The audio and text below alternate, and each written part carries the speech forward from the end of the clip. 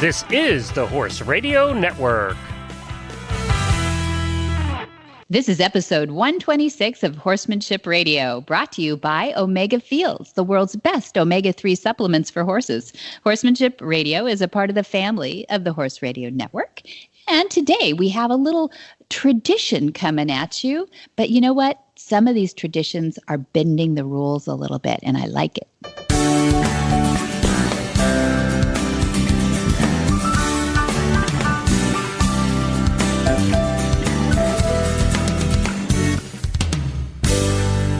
This is Debbie Laux, and you're listening to the Horsemanship Radio. Thanks for joining us. Horsemanship Radio airs on the 1st and the 15th of the month, and I have my producer, Jen, with me today. Hi, Jen. Greetings. How's Debbie? I'm good. How are you? I'm doing great. It's the holiday season as we record this show. That's true. Getting on the holiday season. Yeah. Are you feeling it? Are you feeling it? A little bit. I am finally today. I had the Christmas music radio station going in my head while I was working on some files today. You know how certain, especially the little tiny radio stations at Christmas time, they start right around Black Friday and they play nothing but Christmas music straight through till like New Year's Day. I had that one going. Yeah. Yeah, there you go. I had to switch to Holiday Soul. I thought, let's do something a little different here. And it was pretty cool, actually. Holiday Soul? I didn't know there was holidays. It's all soul and it's all holiday. Really? It's beautiful. I didn't know there was such a thing. See there? We learn something every day. Just keep flipping that dial. You'll learn something. Now, do you have a terrestrial radio or do you listen to Sirius? That was Sirius, actually. Yeah. Right. Yeah. It's like one of those specialty stations or channels. Yes. Glenn listens to those too. He has Sirius radio in his car and he thinks that's pretty awesome. It is. If you're going to travel a little bit, which we do, we get on the road. And unless you're in a metropolitan area, it's hard to get a radio station. Yeah. Mm-hmm. There's nothing worse than, I'm driving 3 hours and to go from a great something I'm listening to and then, gives shoot, I really want to hear the end of that. It is very, talk about first world equestrian problem. You're driving to a horse show and you have to keep retuning your radio. What a bummer that is. Yeah. Just listen to podcasts, everybody. Then you won't lose it. Precisely. Just listen to podcasts. There we go. It's what I do, actually, except for the Holiday Soul. I guess I got into that a little bit, but it's the new holiday tradition. Listening to podcasts. The podcasting. Yeah. I just sat down with a lady the other day. It was so fun. Who had a horse out where I ride, and it was like, oh, you have one of those. I didn't know you, and we start talking horses, which is always really fun. And she goes, oh, and you know what? I'm getting so back into horses now, and I listened to this podcast, and it's like it has like she knew horses in the morning, but she also knew Horsemanship Radio, and she said, and the Critters one, and Heels Down, and I went, oh, let's open that app up. I go, is it this one? She goes, yeah. And I went, that's me. No. Oh my gosh, isn't that funny? The first experience for me like that, but it was really fun. I mean, I don't think she thinks I'm a celebrity at all, but she was cute because, the horse world's kind of small, and it was just fun to run into another horse person who's listening to podcasts. So there they are. You're all out there. It's really fun. Yeah. Well, that's some of our new traditions, but one of the old traditions that's going to come up on the show today when we get to our guest is this whole Vaquero tradition thing. Mm-hmm. And it's going to be a really interesting conversation because I know nothing about Vaquero other than it vaguely relates to being a cowboy. Yeah. And I'm sure there's a lot of folks who either know that much or even a little bit less. So maybe before we get to our guest, you can give us sort of Vaquero 101 so we have some background. Oh, gosh. Well, that's the reason I booked these guests, so they could give me the 101. But I am come prepared. I have a bit of a definition of a vaquero in case people have kind of heard it but didn't really know what it is. It sounds Spanish, but what the heck? And I use this definition. Vaquero, a horse-mounted livestock herder of Spanish Mexico who first came to California with the Jesuit priest in 1687 and later with expeditions in 1769 and the San Juan Bautista de Anza expedition in 1774. They were the first cowboys of the Americas. Make sense? Makes sense. So a vaquero is a livestock herding person mounted on a horse. Yep. Okay, got that. So for me growing up, a cowboy was the guy you saw on TV in a spaghetti western. Right.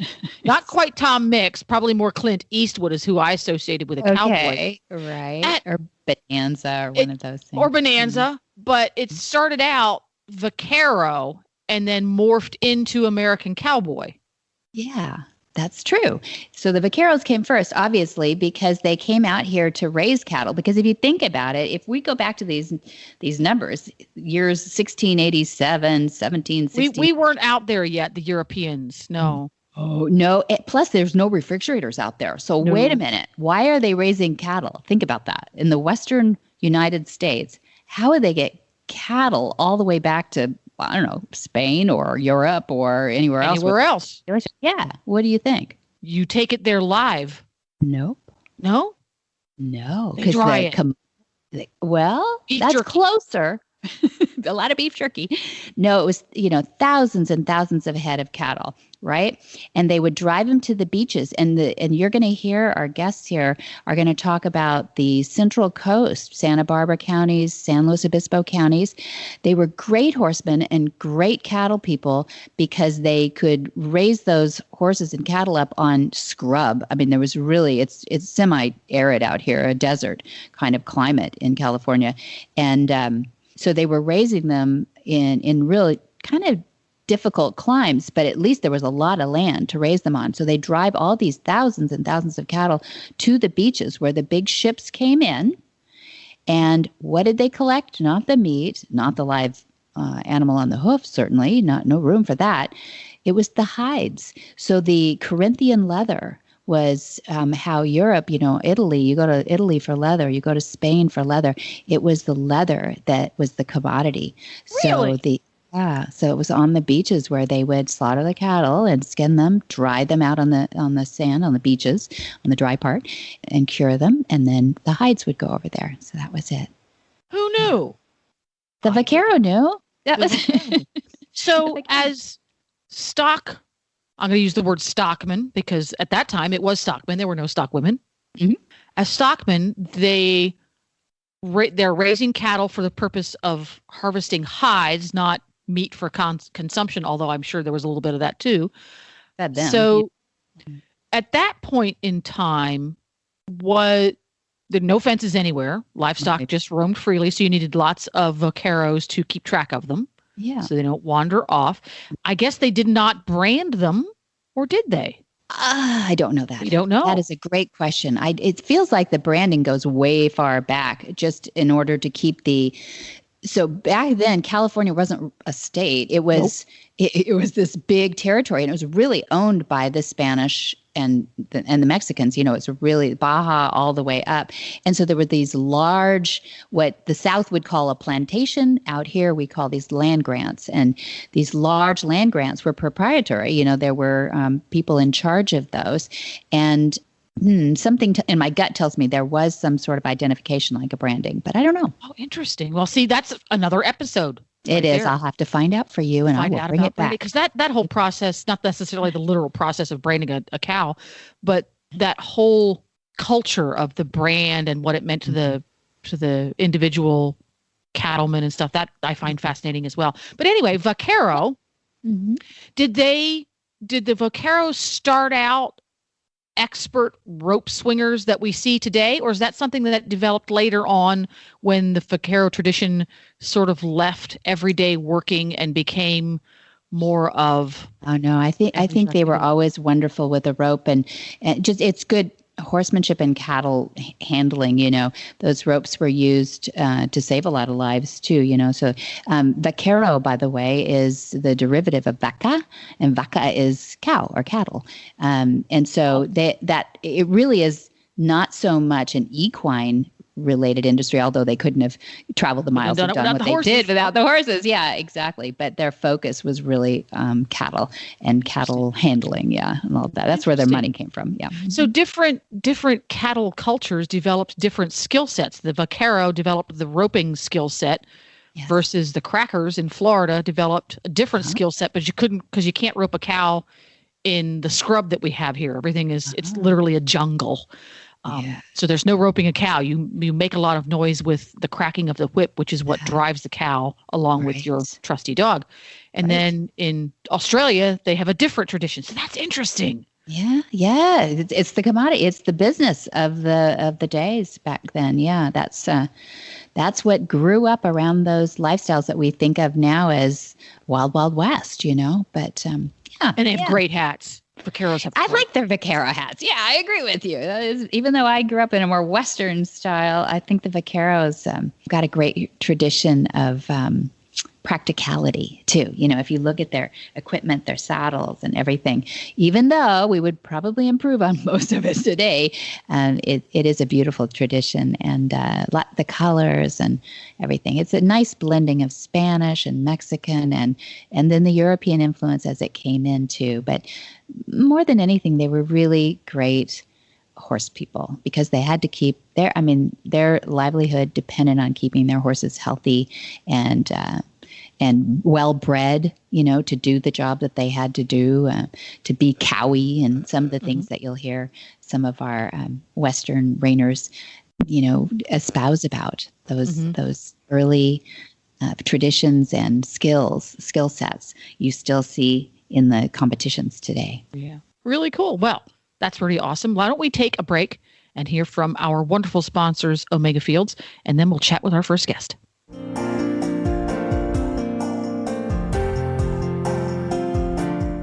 Hi, Joe Camp here to share about Omega Fields. Omega Fields exists to help you keep your first promise to the horses you love, to care for them well. Nutrition is the foundation of a healthy life and supports all the activity that brings you and your horse so much joy. Omega-3s from flax are the cornerstone of that foundation. So, coupled with the finest ingredients in their proprietary Pure Glean flax stabilization process, they created Omega Horse Complete, Omega Nibblers, low sugar and starch, Omega Antioxidant, and Proventum Probiotic soft treats. Thousands of horses are experiencing a vibrant life with the help of Omega Fields products, including all of ours, a part of helping you keep your promise to your friends. Nutrition for a healthy life isn't just their slogan, it's their purpose.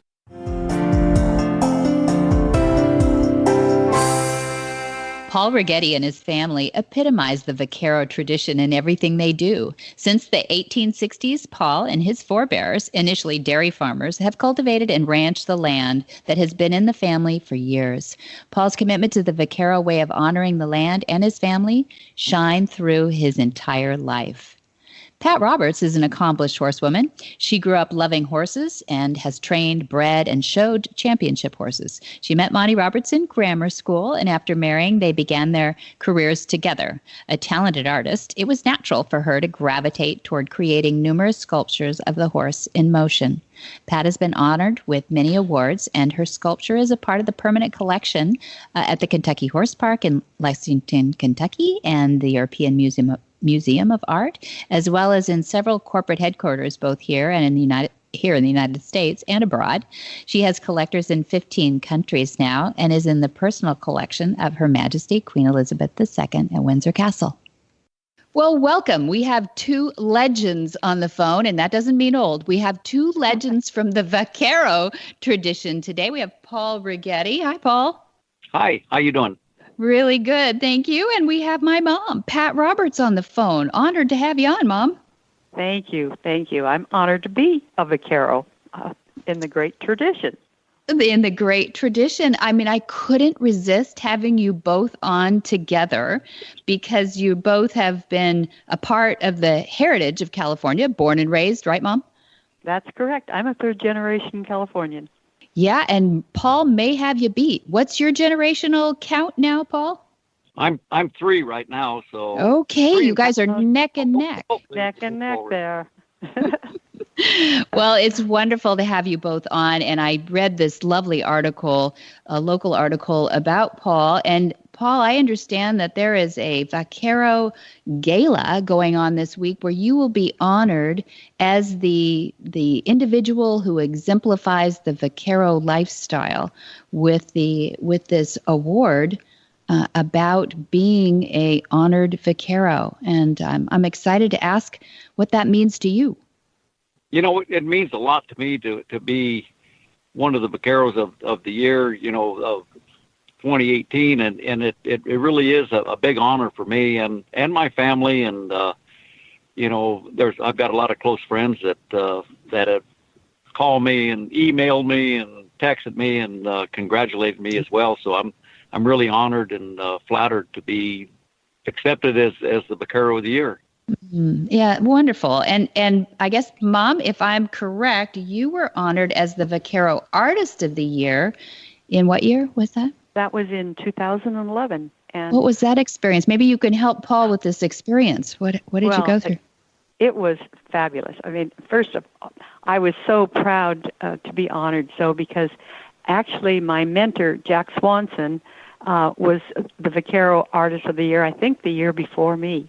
And to have my mentor be honored, and then for me to be honored, and I was the first woman of Vaquero artist in that capacity, was, it was monumental. And what you have to do, Paul, is you have to have a sort of an acceptance speech to get up in front of the crowd. But that's really easy because it's so much fun, and everybody's so supportive, and it was a great experience, and I'm looking forward to being there this Friday evening at the gala and listen to what you have to say. I've got a speech kind of written out, and I think it might take a couple of hours, but we might be able to cut it down to maybe 30 minutes or so. But it really is an honor to me to be accepted, and I do have a few words I'd like to say, and I've got a few comments too from some of the old Vaqueros that I was lucky enough to be around back, a long time ago that worked up at Rancho Sisquoc, and they had a few stories, and I'd like to share one of them that I talked to a couple old timers, and they were truly Vaqueros. Those guys that I'm going to mention towards the end of my little talk. I think that's great, and I've been around a long time too, so I'm very privileged to have known some real Vaqueros in my lifetime, and around my husband Monty, and to be exposed to all of this, our traditions here in the Central California coast. This is where it all started, actually. I think in Santa Barbara and San Luis Obispo County. Would you agree? I would agree 100%. One of my favorite people that you would know too was Clarence Minetti, that kind of brought me along kind of slow there, and I got to with my father-in-law, so we had a lot of conversations about the old Vaquero tradition and the California tradition as well, and I accepted that and went on with it, and I'm lucky to be a part of it today. Well, I'm lucky to have known Clarence. Monty and I moved to San Luis Obispo when we got married way back in '56, and we lived in San Luis for 10 years before we moved down here to the San Ynez Valley. And of course, we spent a lot of time out there at the Far Western when it was out there in Casmalia, and it was super. There's no way that you can compare a bullseye steak. I mean, it chokes me up to think about it. They are so delicious. I'm so glad that you're continuing with that tradition. Me too. The Far Western, and that brings up. I mean, let's fill in for the listeners. What is a Vaquero? What is a Vaquero tradition? What kind of guy or gal is a Vaquero? Tell me, Paul. Maybe because you're winning that side of the equation. Give us a little background for those who are listening, maybe from the East Coast or from Europe. Sure. Yeah. I was lucky enough to grow up on a ranch that my grandfather bought. The great-grandfather bought one ranch just south of Guadalupe in 1860, and then my grandfather was lucky enough to buy a ranch where we live in 1917.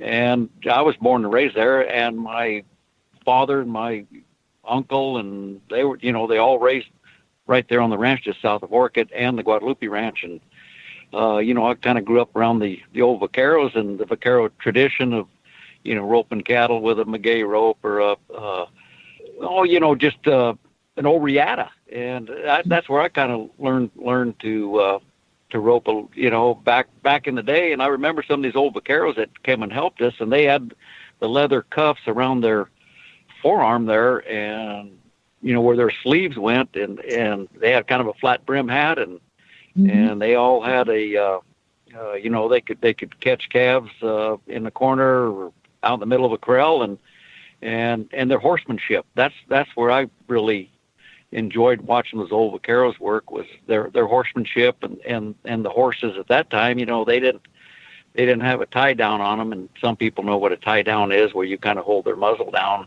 a little bit, with which had a leather strap that went to their cinch.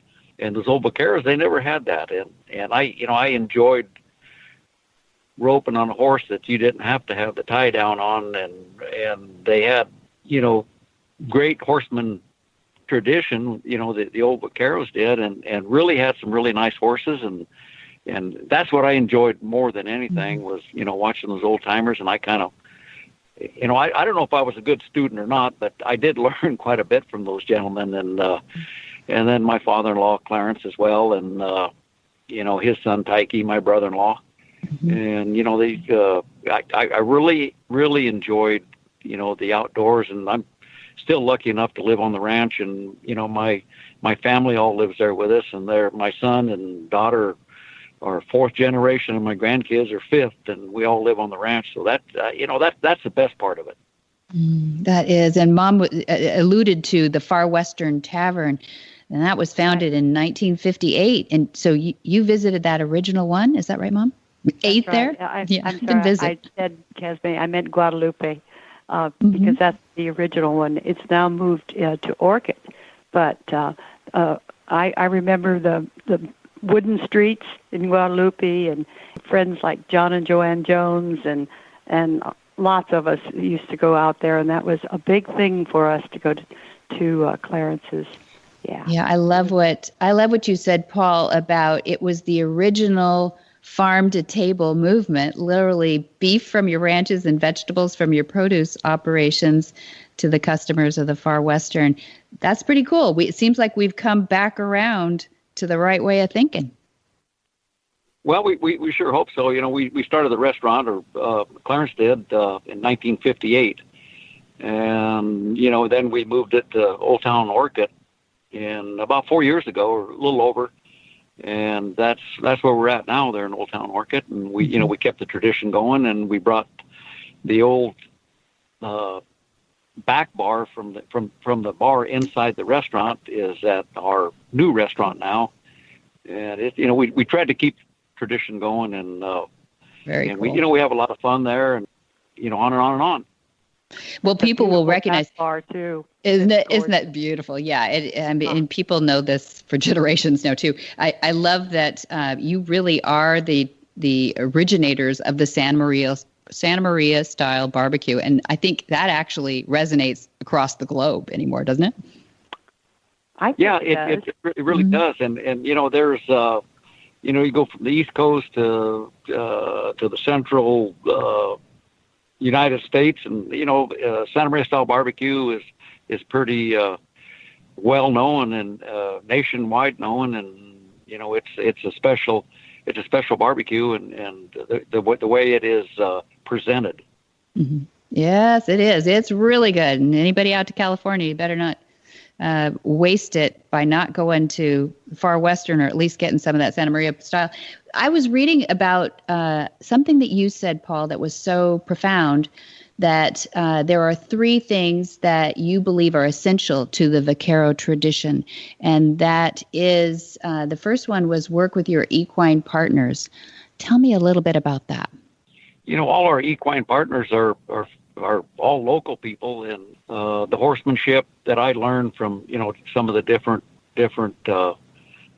friends that we had around, and I was lucky enough to know Harry Rose pretty well, and he was pretty outstanding horseman, and Les Bode a little bit, but I learned more from Harry Rose and Clarence and my uncle Ernest Brighetti than I did the last 20 years trying to pick up some of the other equine friends that we had. But we've had a lot of equine friends, and we've been lucky enough to have some very nice horses, and we got a pretty nice breeding program going, and Sure. and that's you need that in the horse in the cattle industry. Excuse me.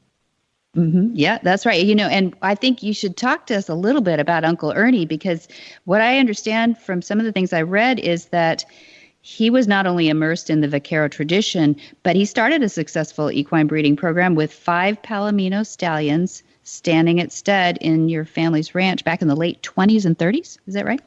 Yep, that's correct. And I was I wish I'd have been around to see a little more of that, but I'm not that old. But I've got pictures of the Palomino stallions in our barn that we had. We had a hay barn there at the time, and they got 7 or 8 stalls, and they had them all tied up together, and they were all mannered very well, and they were all pretty stallions and well mannered as far as I've been told, and I saw a little bit, but I wasn't that old to see see the finished product. I wish I was. Not in the 20s and 30s. But I thought what was interesting, you made a point though about that back in the day, the Vaquero was dealing with a different kind of colt or filly than we're handling now. Can you tell us what you meant by that?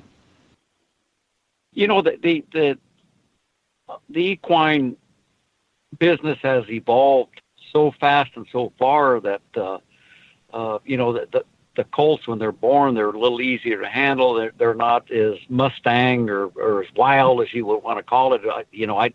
Maybe Mustang might be the wrong phrase, but the colts today and the way we handle them, or the colts are a lot easier to get around, and they don't want to kick you and bite you and everything else. So it's the whole evolution has evolved to little general horses, and they're really nice bred horses, and they're smart, and they're easy to take from a colt to put a halter on to a yearling or a 2-year-old trying to get saddled too, and they just seem to be so much easier to handle today than they were back in the day, I guess.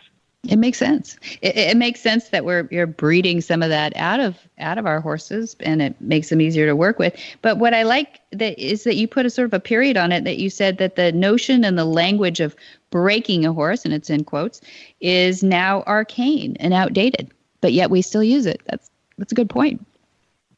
Well, we find it a little different in our program. So, from when the Vaquero started their horses, so, they're colt.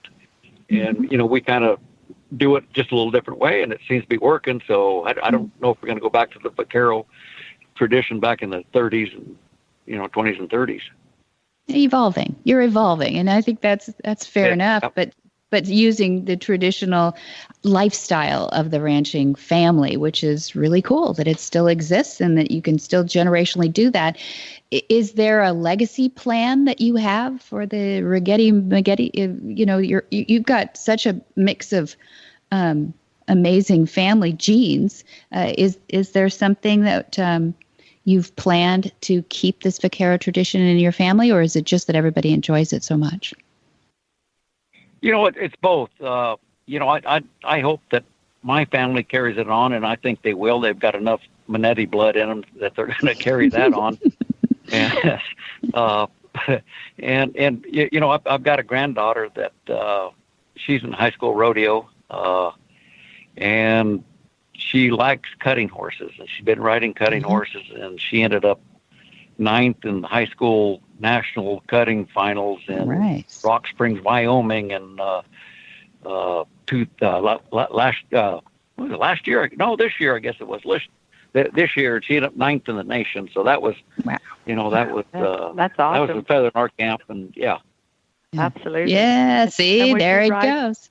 Was she riding a homebred?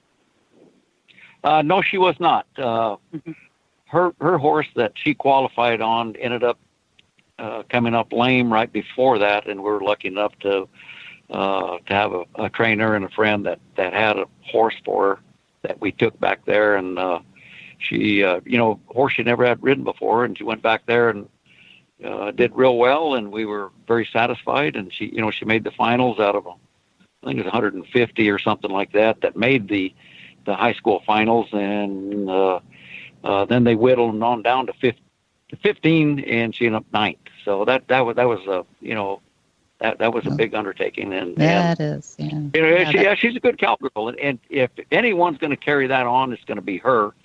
In the fifth generation, but the fourth, I'm hoping that my son and my daughter carry it on, and they love the horses and they love the cattle, so that's where we're at.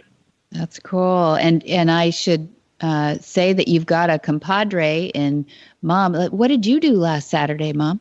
I had so much fun last Saturday. I am riding fourth generation gelding. I rode and showed his mom back in 1963 through 66. And then I bred her and her daughter and granddaughter. And now I'm riding a horse called Blackie. And I showed him here at the San Ynez Valley Cow Horse Show. And we won our class in the boxing. And then I showed him in the reining, and we won that too. So I had a great weekend. And I celebrated my birthday on Sunday. So that's right. Anyway. And we don't say how old Mom is because she doesn't act her age. So that's the first point. Well, and second of all, let's congratulate Mom then for her big undertaking. And congratulations. Exactly. Why have you both Thank on, man? you. I'm talking to two real kick butt Vaquero lifestyle people who are being honored this week. So it's really exciting. And I think where you two cross here a little bit, pathways, is in team penning. Am I right? Did you guys have a little? I know that Clarence and I think Paul, you were 78 world champion team penners. Yeah, that's correct. There was Tyke, my brother-in-law. That's right. Clarence's son, and Clarence and I. We were 1978 champions here in San Ynez for the World Championship team penning. We were pretty lucky.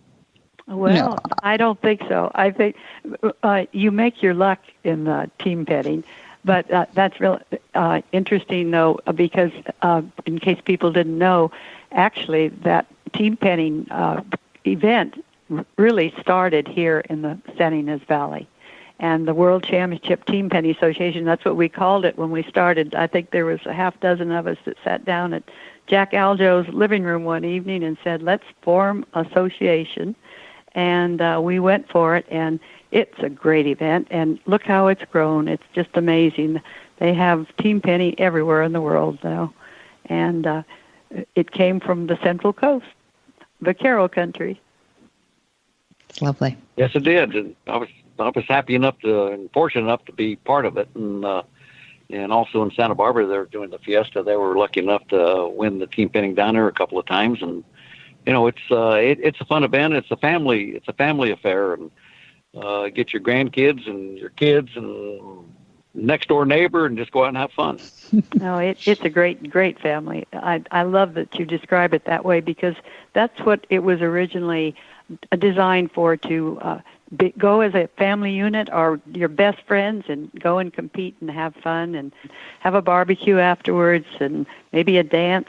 And we really did have good times. It was just that's some of the best times really in my life is when we were team penning and going and blowing.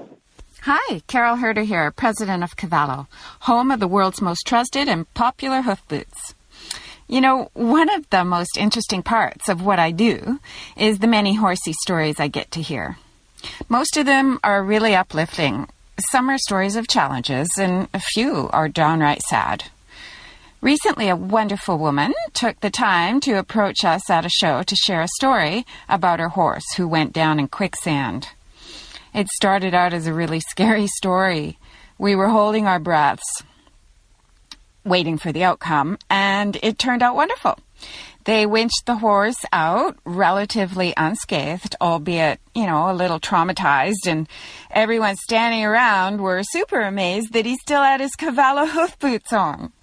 Scary story with a good ending. Another testament to Cavallo. If you don't have a pair for your horse, it's time. Cavallos are easy to put on, easy to take off when you want to take them off, and they stay on. They stay on in all terrain. Cavallo, the world's most trusted hoof boots. Today we have a special little interview. We have Monty Roberts and Michael Eric Lawrence Jr. I'm going to interview both of them. You know, Monty is the man who listens to horses. That's his New York Times bestseller. Michael Eric Lawrence is a youngster in the horse business, but he is carving a niche for himself and has made a bunch of YouTube videos and enjoys sharing all about the equine. He's the host and producer of the equine YouTube show called Heels Down and Bottoms Up, and he's a professional trainer of all horses, great and small. He has ample experience in hunters, jumpers, eventing, and his personal love, dressage. Currently based out of St. Louis, where he manages a training farm, Michael Lawrence spends his time between bringing up young horses, running a lesson program, and writing hilarious videos that are relatable to anyone who's ever spent any time in the saddle. For adults only, please. Hey guys, it's Mike, and today we're going to go over a short list of actual, completely real things that my horse has spooked at. Now don't get me wrong, I love my horses, but anyone who rides knows that sometimes our beloved fur monsters can shy away from the weirdest things.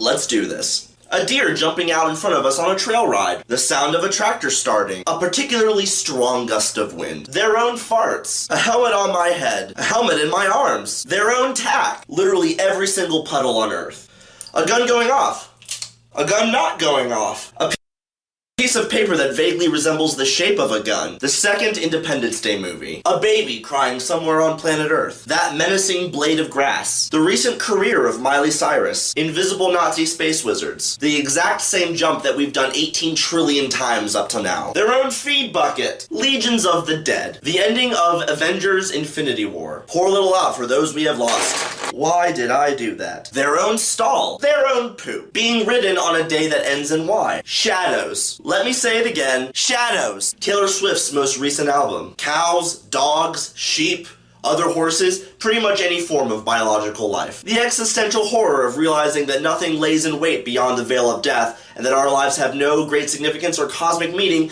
and that we are but blinks in the eyes of a universe that does not care. The gate leading into their own pasture. Pretty much anything that comes out of Kanye West's mouth. And of course, their own reflection. Whew.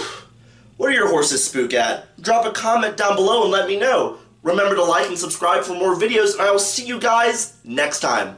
I'm out. Hello, Mr. Roberts. I'm a huge fan. I'm sure you hear that all the time, but it doesn't take out that this is a very special meeting for me, and I appreciate you having me on the show today. Well, thank you for being with me, and I never get tired of hearing that. And especially coming from you, Debbie tells me that you're quite active in the horse industry. Active and actively rising, or at least that's what I tell myself.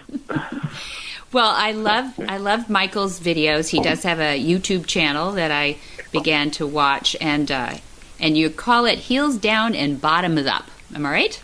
Yes, I definitely do. It's supposed to be a funny, comedic, but also very down-to-earth place for equestrians of pretty much all disciplines to come and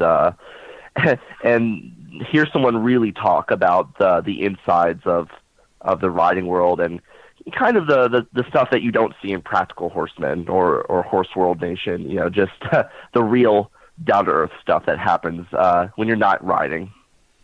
Right. Yeah. Real life stuff, Dad. You've seen that before, right? I have indeed. Well, Michael is one of those young guys that's up and coming, and what I liked about him was not only was he listening to you when you put out those moments about animal behavior and why the flight animal does what it does, but he's actually teaching that, and he's putting it out in practice. And Michael, I don't know how old you are. How old are you now? I am 23. Now, there you go, Dad. So what is Well, you're a multiple of, never mind. Anyway, you have a little bit more experience than he does. But the other thing that I like that Michael does, that you do as well, Dad, is you inject a sense of humor in your lessons, too. And we don't take ourselves too seriously, right? I take myself seriously. Okay. Well, something I've been saying for years is that unless you're Amish, we don't need horses. We voluntarily get on these animals' backs because we fell in love with it, and we it's something we enjoy. And I don't believe in the, you might say, classical attitude of being very uptight and very pretentious is a nasty word, but it does fit sometimes about a sport that many of us just do because we love it more than most of us love it more than any other part of our daily routine. Mm-hmm. Yeah. Oh, No cubicles for you two. Yeah, I know. So I thought I would start with Monty since age rules here, Michael, and also he can establish maybe some of his beliefs here in a couple of different subjects, and then you can listen, and then you can actually add your own twist to it if there's some experience that you have. But I'll let you two, kind of run with this after I get you in flight here. But for Dad, spooky horses and behaviors of the flight animal. Yeah. Why can horses spook just as easily at a stationary object as they can an animated one? You're asking me? I am. Well, I can only ask the horse. And you can study horse behavior all you want, and you will still come up with a lot of unanswered questions. And I'm here to tell you that my experience has shown me that all horses are neophobic. Neophobic is a word used to describe something that anything new is apt to kill you. You are phobically frightened of anything new. And it doesn't matter whether it's a stationary object or it's a moving object. Moving objects are generally more threatening than stationary ones. But that doesn't put stationary ones on the list of safe introductions. It could be a stationary object that could be lethal to you for a lot of reasons. If it's new to the horse, it's worth spooking at. Okay. And horses are born with two goals, one to survive and the other to reproduce. And we're not talking about reproduction. So they have to survive. And in order to survive, they must seek a safe place. Right. And it is imperative to them that nothing that is new is safe. All right. Michael? 100% agree. When I give bomb-proofing clinics, in addition to my dressage clinics, my jumper clinics, and occasional eventing clinics when I'm feeling particularly suicidal, but my bomb-proofing clinics, I talk about the mammals that traditionally are predators to horses, larger felines, larger canines in the wild. By the time that they're within fighting distance of horses, when horses have to choose fight as opposed to flight, they're already at a disadvantage. Horses are pretty awkward fighters when you compare them with some of these bigger, wild dogs and wild cats especially. So running away and spooking and assuming that everything wants you dead is safer than waiting to see for sure if it's something that wants you dead. Good point. Mm-hmm. Yeah, that's flight. Right. That's what they are, is a flight animal. They will only be driven to fight when that's the only option left to them. So I agree with you completely. I think that's a hilarious thought, too. It's a horse on its hind legs looking like a boxer. It is sort of an awkward moment. And that's what they do. I mean, and they're pretty lethal with it if they have to be, but it is a pretty silly thought that flight isn't a better option for them. You did do a bomb-proofing clinic that we're going to interject the sound into this at some point in this video. I can get my producer to do that, probably at the top of that, you guys.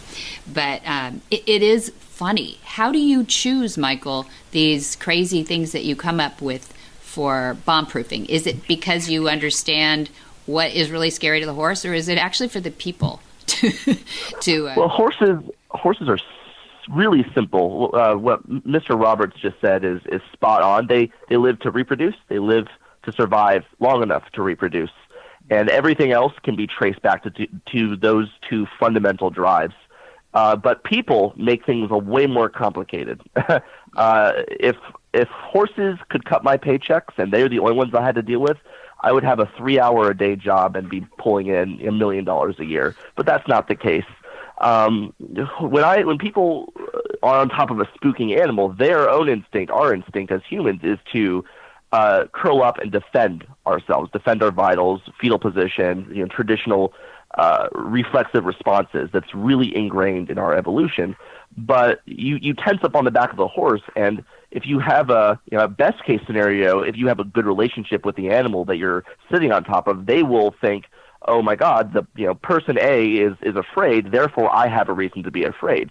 I teach normalization more than bomb-proofing. I call them bomb-proofing clinics because people understand it, but I really discourage making a big deal. Oh, the horse walked over a tarp. Love them, make a big deal, make a big fuss, because you're reinforcing the idea that, oh my God, that was something scary that you did have to reinforce good behavior. If you just walk him over a tarp, walk him past a fire, don't change your own position when loud noises or something is coming, that relates to the animal. This is nothing. Because I trained on a farm that paralleled train tracks in Illinois. And the trains the train tracks were 20 feet from our pasture. And all the horses that had been there knew the routine. It wouldn't blink an eye when these big diesel locomotives would barrel past. But when we introduced a new horse, it was interesting because the new animal would look to the other animals to see what their responses were. Yeah. And when the horses were not doing anything, they would snort a little bit, but there was no craziness, there was no running around. And it's you take that role on as the herd mate when you ride. Mm-hmm. Yeah, that's a great point. You bring up a great point that I just heard Dad talk about this last week, I think, about horses. Do they learn from other horses or not? Do you want to speak to that, Dad? I remember the spray bottle. Observational learning. When I was in university, all of my professors, I'm going to say 100% of them, said that horses were impossible to achieve observational learning. They didn't learn anything else from other horses. And that is simply not true. They look to the other horses for everything. And confidence in their surroundings, in their environment, is one of the major things they look for. And if the other horse shows confidence, just as you mentioned, we have grapes out here, lots of grapes, and the birds eat the grapes. So you install these, they're actually compressed air cannons, and they go off on a regular basis sounding like a cannon. And any horse is frightened of a gunshot. So, not any horse is, but some horses are frightened of a gunshot, and most of them are. And I watch these horses eating grass right along a fence next to the vineyard, and the guns go off, and they don't even raise their head. They just keep eating the grass. No horse loves pigs, except a horse that was raised on a pig farm. And they get very accustomed to pigs. Pigs smell funny, they look funny, and they sound funny. So they are unique to the horse, typically. And so horses have a reputation of hating pigs. Well, they don't actually hate pigs. They hate anything new. And you've outlined that, and it's absolutely true. You can put them in a feedlot somewhere with a train going 5 feet over the fence, and the new ones will bolt across there a couple of times and see that the other ones are relaxed about it, and the next thing you know, they're eating with the others with the train sliding by. So, it isn't complicated, and you say it right when you say they are in charge of their own anatomy, and they're not complicated. They're quite simple. We just have to try to get simple along with them. That's why I've been so successful. I was born very simple. It's a good point, and an interesting point that you bring up too, Michael, about physiology. Dad, I know this is one thing that you work on with a lot of people that you run into, but how do you get your physiology right? I know it's inborn in you because you didn't get in this business until you were 3. After that, you got busy. But how do you teach somebody or impart that? What you say is true, Debbie, except that I don't believe I was born with the best physiology. And I didn't learn about altering your physiology until I was about 12 when I started to know about this. And Don Dodge helped me in my teenage years to go to an acting coach and learn how to control my anatomy. Some people are fortunate enough to be born with an automatic low pulse rate and low adrenaline levels, and nothing bothers them. That's really good as a horse person because you don't have to fight these things off. But most people are not, and we are predators, and we will get excited, and our heart rate will go up. So, boy, I just had an experience in Budapest, Hungary, where the poor lady that owned this horse taught it to lie down so that a very heavily handicapped boy could get on while the horse was lying down, and then the boy could ride with me. And when she got to the show, she did fine at home, and I saw videos, everything looked fine.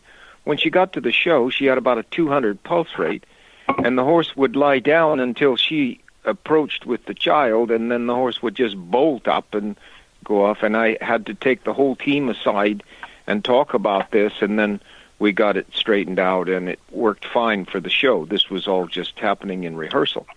So anatomy is a roadmap for the horse to who we are and what we are, and we must learn how to control our anatomy, our anatomical areas of fight and flight, or the horse will not accept us.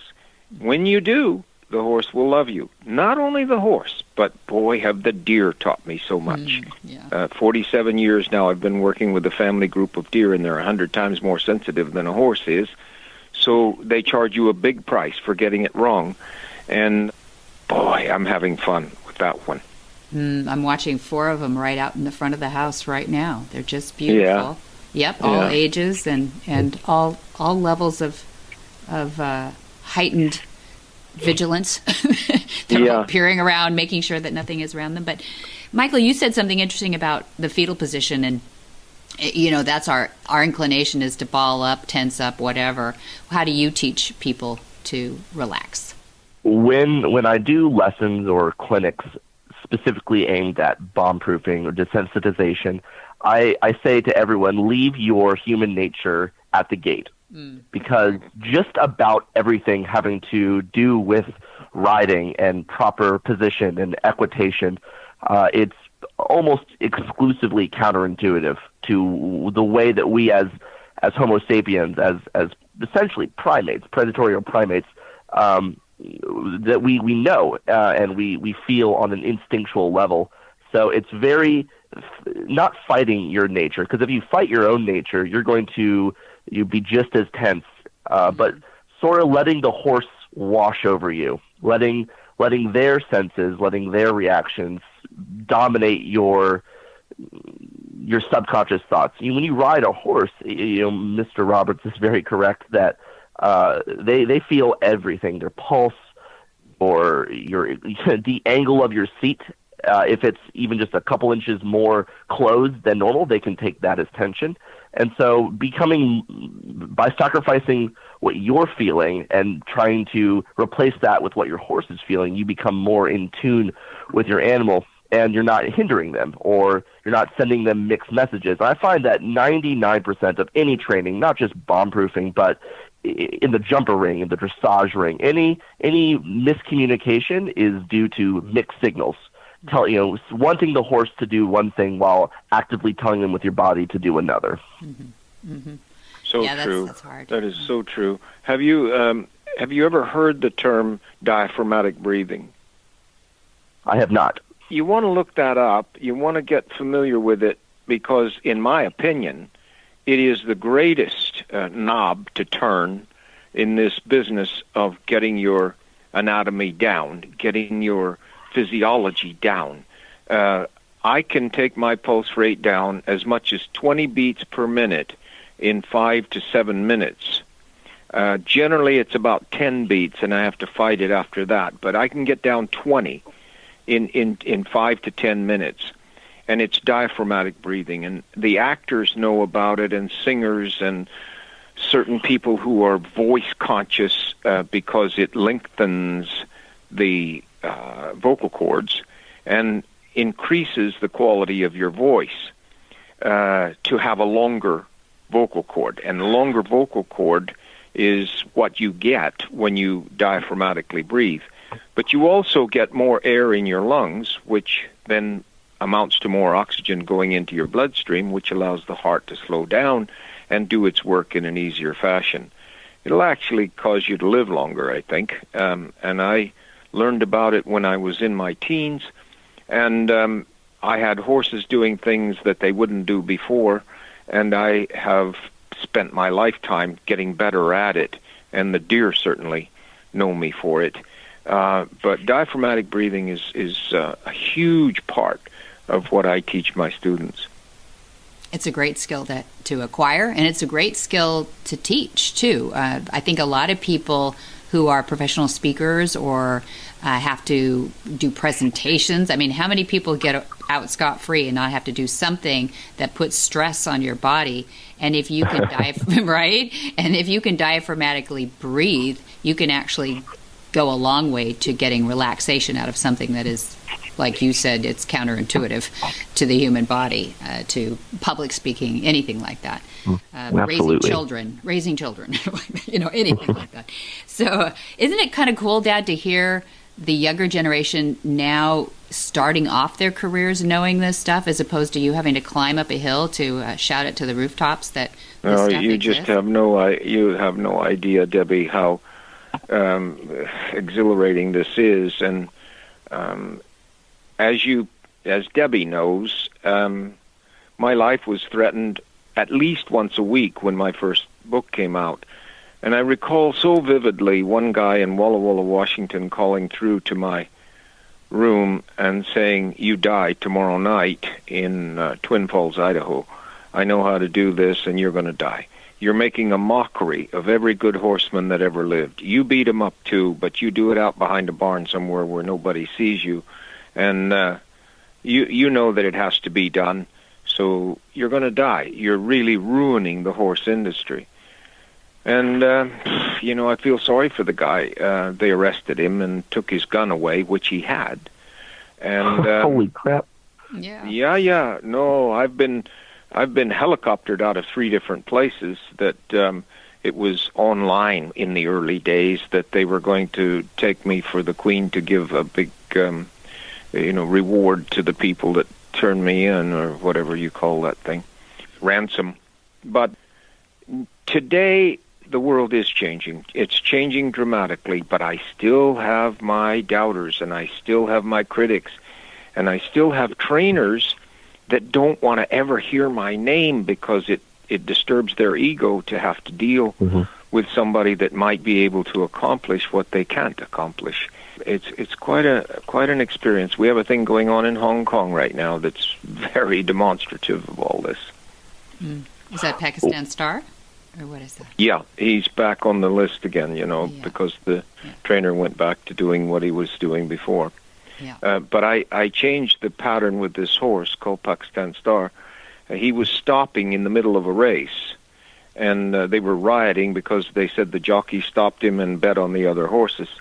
But anyway, they called me over there, and I went over there. In 6 weeks, he won $4.5 million US, and is today the highest winning German bred in history.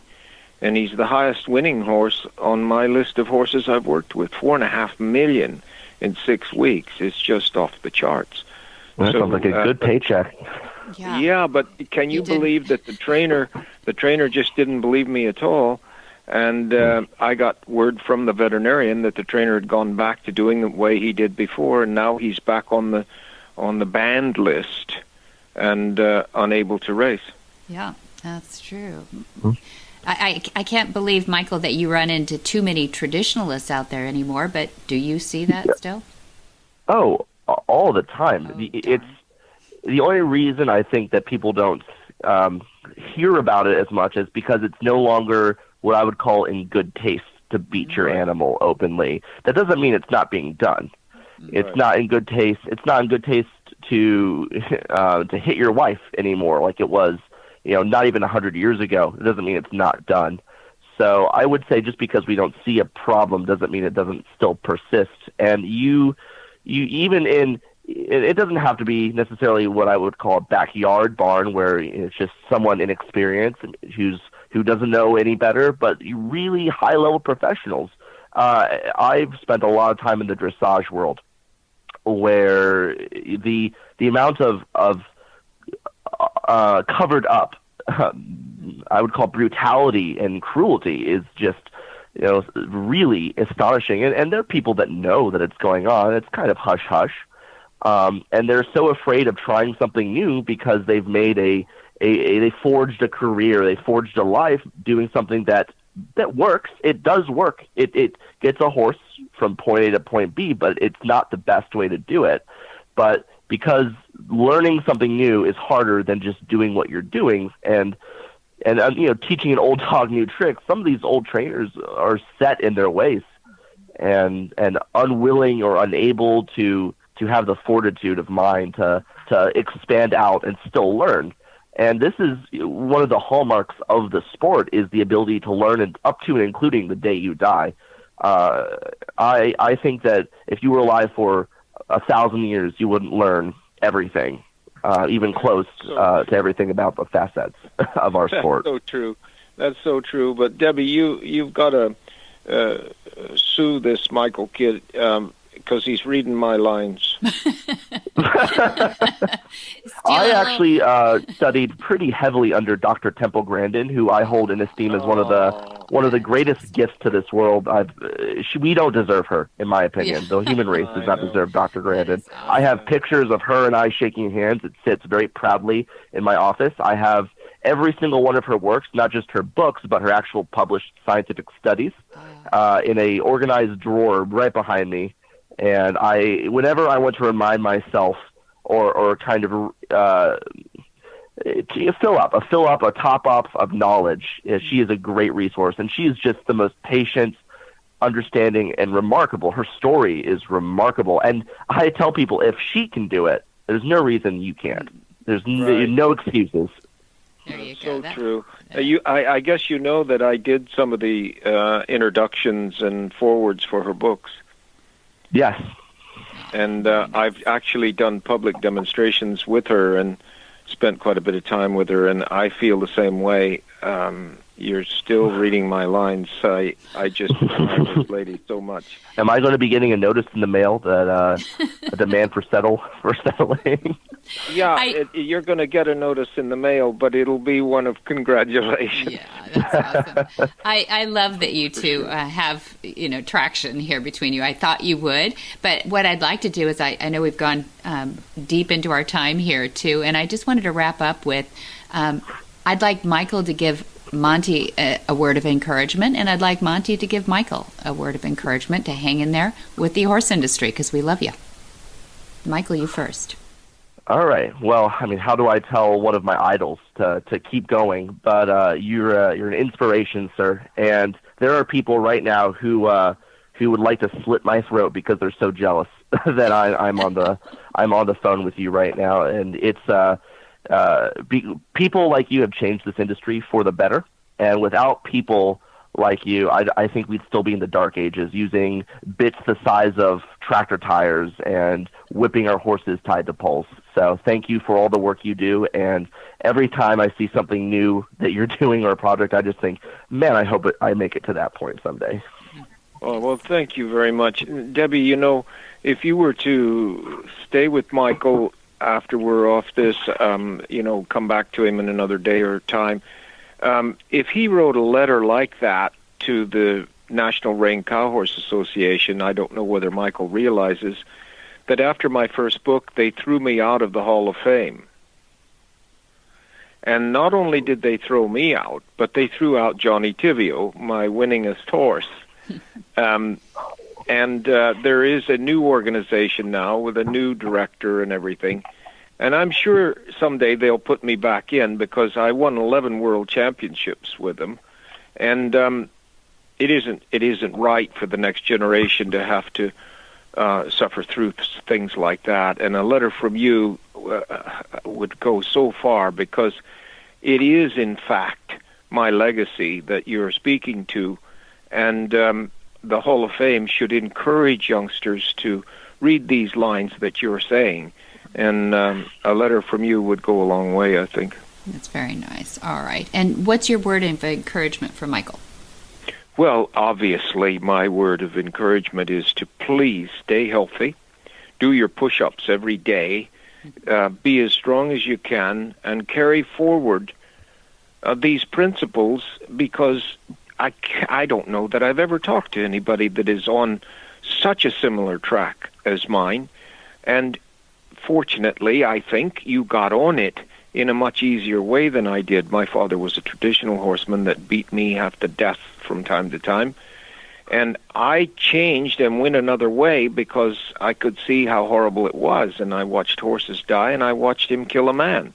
So I went another way. And just like Temple Grandin, Sister Agnes Patricia was my stepping stone into a non-violent life. And I just love her to death, and I carry a picture with her of her everywhere I go. So I would just encourage you to realize that you're on the right path, to realize that the world will come to your path. They're not going the other way. It makes no sense to go the other way, and you're doing the right thing. Well, thank you. That meant more to me than than anything. Thank you very much. You're welcome. Okay. Well, thank you both. I appreciate you being on Horsemanship Radio, and I appreciate you taking out time in your busy day. I know, Michael, you've got probably lessons to get back to, and I know Monty's running on to the next thing. So appreciate you, and want to have you back and have you on together again. It'd be wonderful. That would be lovely. Thank you both. Whisper the language of the herd. Listen, you don't have to say a word. It's time for Jamie Jennings to fetch an email from Monty Roberts' inbox and share a morsel of Monty's wisdom in a little segment we like to call Ask Monty. Leave this world a better place than mine. The magic in the language of My horse is fine with almost everything I do. I can tie her up for grooming, but I cannot tie her in the trailer while I go around to close the ramp. She pulls back and breaks everything. She has injured herself twice, and now I don't put her in the trailer at all. Monty's answer. If you have put your horse in the trailer and tied her up without first closing the trailer behind her, you have broken the number one red letter rule in all of horsemanship. I am assuming that you didn't know about this rule before you made this mistake. If this book does nothing more than help people through this one problem, then I will consider it a success. It seems that I need to address this issue on every page of every book that I write. I know of so many injuries to both people and horses from this one mistake that they are too numerous for me to count. Virtually every city I visit has a casualty incurred by tying a horse in the trailer before it is secure from behind. Typically, people will ask, well, what do I do then? If I go around to the back without tying the horse, he will back out before I can secure a gate behind him. There is no excuse you can't do it. Once we accept this red letter rule, then we can deal with the options available that are safe. The first and easiest option is to have a friend present to close the back while you hold the horse in place. This will allow you to be flexible on the lead instead of frightening your horse by tying it up firmly in a narrow place. Once your friend has closed the back, then you can make the tie with no problem. The second option would be to use a driving line. Run it out through the front of the trailer and then walk to the rear holding the horse as you go. This will again allow flexibility instead of a solid tie. Once you have closed the back, then you can return to the front to make the tie secure. Another option would be to leave a cup of grain in the manger of the trailer. This will generally keep your horse busy for at least 10 to 15 seconds that it takes to secure the rear of the trailer before returning to the front to make the tie. Anticipating and eating the snack usually becomes a pleasurable experience, eventually causing the horse to be quite easy to load and tie. Every horse person should remember that there is never an excuse for tying the horse in a trailer before the rear is secure. No circumstances is worth the risk of an injury or death to horse or human. Even in the absence of physical injury, breaking this rule is apt to create psychological damage that will cause your horse to fly back out of the trailer when the door is opened instead of backing out comfortably. For more of these insights into good horsemanship, go to www.montyroberts.com and click on the orange banner that says Get Free Horse Tips. Hi, I'm Monty Roberts, and I'm dedicated to training horses without pain. You can learn to do it too on my Equus Online University. Western, English, the beginner, or the advanced rider. It doesn't matter. You can connect with other students online too, on our forum, and there's a new lesson every week. It's a lifetime of learning for you on my Equus Online University at montyroberts.com. What in the wide, wide world of sports is going on here?